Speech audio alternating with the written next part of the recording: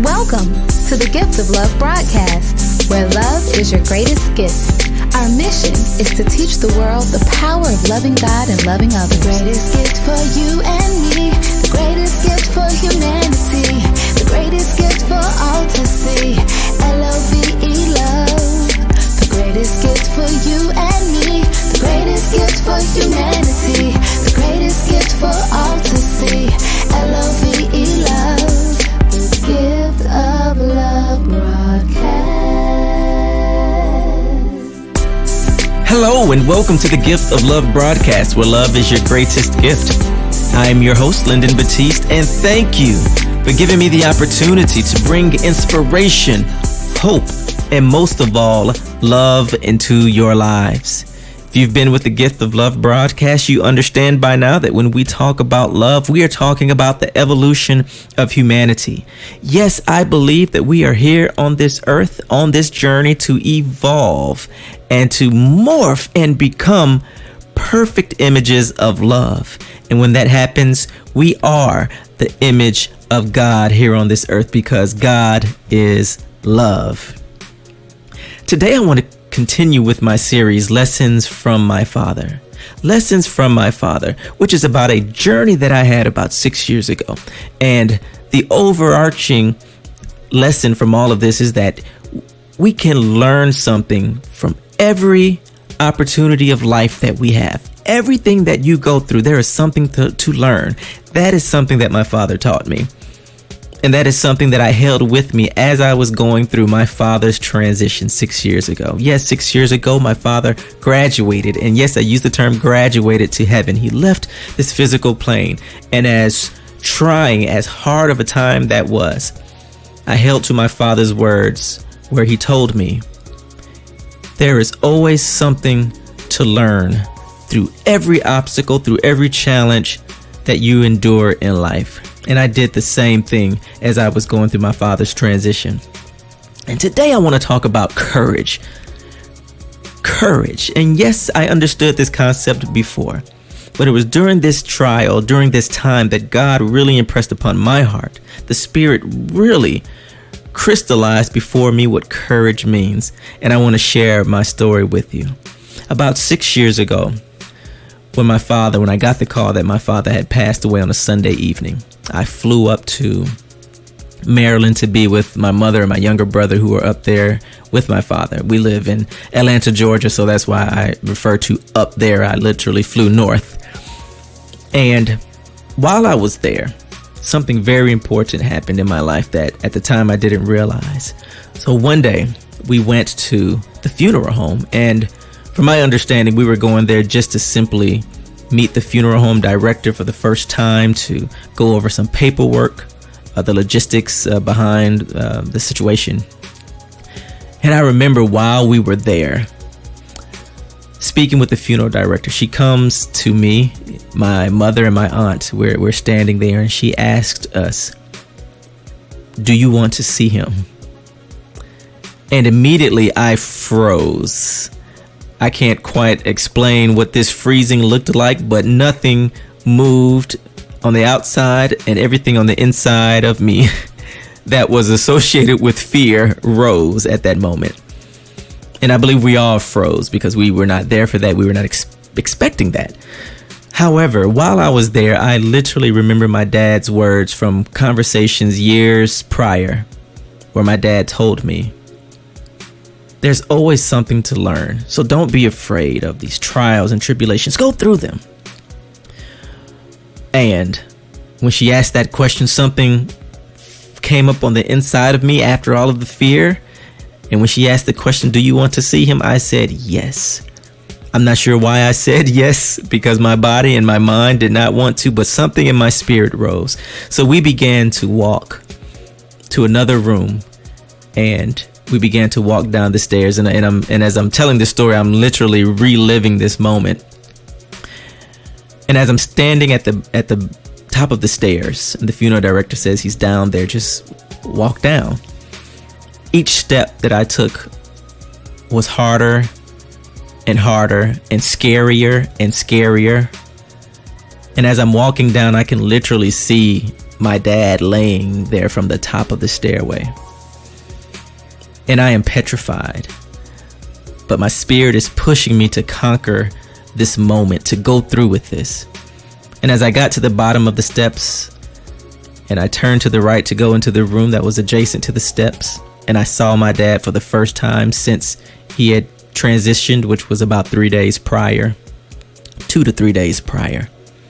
And I remembered this strong sense of happiness and joy. Why did I have that feeling? Because I was proud of my father in that moment. I knew my father's story, and realizing that this was the end of the physical understanding and reality of my father, I felt that he had conquered life. And I remember telling him, I'm so proud of you for what you've done for your family and what your life means and how you've impacted so many people. But in that moment, I understood what courage really was. For the first time in my life, there is no greater fear than death. And it's something that I had been plagued with up until that point, and I'm pretty sure most everyone else who was in that room, with the exception of the funeral director, right? And from that moment, I understood that courage wasn't the absence of fear. And I'm going to share some quotes that echo this, but it's being able to rise above the fear that's on the inside of you, and even the rationalization of the fear. And guess what? The fear is understandable. It's totally logical. But courage is being able to overcome that and go through the challenge that is before you onto the other side. Courage is resistance to fear, mastery of fear, not absence of fear. That is a quote from Mark Twain.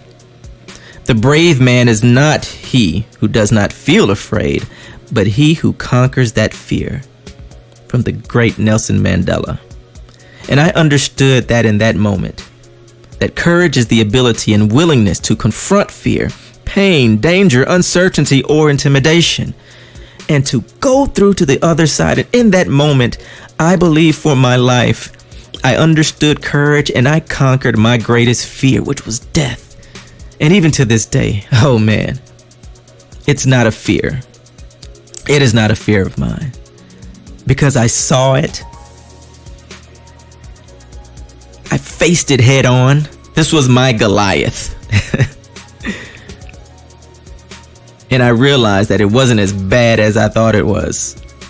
Part of that comes from my own spiritual philosophy and theology. I wasn't afraid of death in that moment. No past or after that moment. I want to share a story from the gospel as well. We all know the story of Jesus in the Garden of Gethsemane, just before his crucifixion. And when Jesus is in the Garden of Gethsemane, he had fear. I think we sort of overlooked that. The fact that Jesus asks the Father, he says, if you be willing, remove this cup from me. And then later on, he even says, it says that Jesus began to sweat drops of blood. So yes, we recognize Jesus, the fearless and the who went to the cross and did not echo a word over this injustice. But when he was in the Garden of Gethsemane, there was this human moment that I think we can all connect with, where fear was so profound in his life that he began to sweat drops of blood. And I see in that story, God saying, it's not easy. It is okay to fear. But what I've given you the strength to do is to overcome that fear and to go through. And Jesus said, nevertheless, not my will, but your will be done.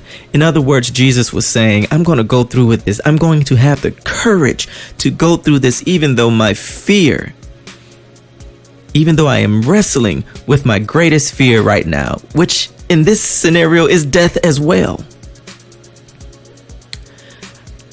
I want to give you 5 steps to overcome your fear and to walk in courage. And you can study the lives of all of your greatest and most successful individuals, and they will all tell you that courage is one of the most important characteristics or traits that you can have. This is something you can't learn from education or from a graduate program or a certificate program. This is something that you have to cultivate in your life and understand that this is the tool that you'll need to really and truly reach your potential. So I'm going to give you 5 steps to help you walk in courage. Number 1, imagine yourself courageous. See yourself on the other side of what is fearing you, of what is imprisoning you and keeping you captive from your greater self. Imagine yourself. I honestly believe, like in the Tower of Babel, that which they have imagined, they can do. If you can see yourself overcoming that fear, then I believe that is a profound step to walking in courage. Number 2, use courageous words. Tell yourself that I am courageous. Tell yourself that I am powerful. Tell yourself I fear nothing. One of my confessions that I've been making for years is that I am a God. I am the Father. I and the Father are one. If you have seen me, you have seen the Father. And in that, I believe that I have the courage and strength of God within me to overcome whatever it is I need to. Number 3, take small steps of courage. God gave me a literal example of this as I was walking down the steps to the bottom of the funeral home to see my father. Every step was a step of courage. And yes, it felt like drops of blood to see my father laying there. But you know what? I at the end of that, at the bottom of those steps, I was a different person, and you will be as well. Number 4, think of Jesus of Nazareth and not Jesus the Christ. What do I mean by that? Think of Jesus, who is literally petitioning God to remove this cup. Jesus, who was sweating drops of blood. If even Jesus, the Christ, the Son of God, had fear, but was able to walk through it, so can you. And lastly, number 5, step out of the boat. You know, I believe Peter was never the same after he stepped out of the boat, once he realized that he could walk on the water. And I believe that at some point, you're going to have to step out and just do it. Just do it. This isn't a plug for Nike, but it's a great slogan. Just do it. At some point, you have to get there. And that's what courage is. It is not the absence of fear, but it is the mastery of it, the resistance to it, and the willingness to overcome it.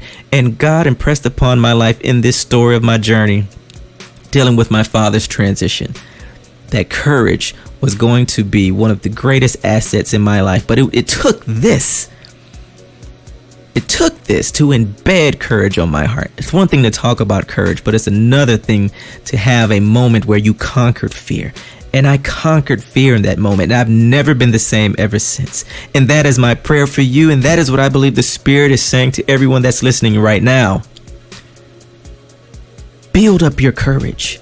He told Joshua, be of good courage, as he was getting ready to lead the nation after Moses' transition. Be of good courage. There's nothing wrong with having fear, but the power is in your willingness to confront it, to confront fear, pain, danger, uncertainty, and relying on the power of God that is in you.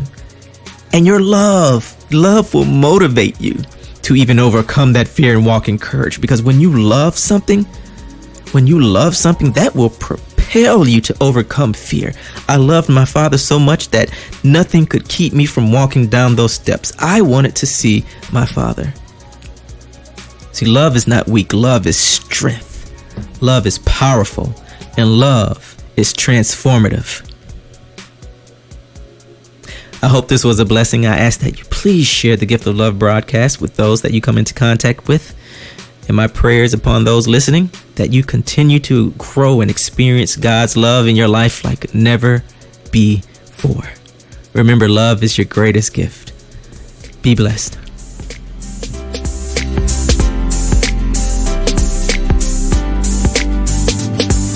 The greatest gift for you and me, the greatest gift for humanity, the greatest gift for all to see. L-O-V-E, love. The greatest gift for you and me, the greatest gift for humanity.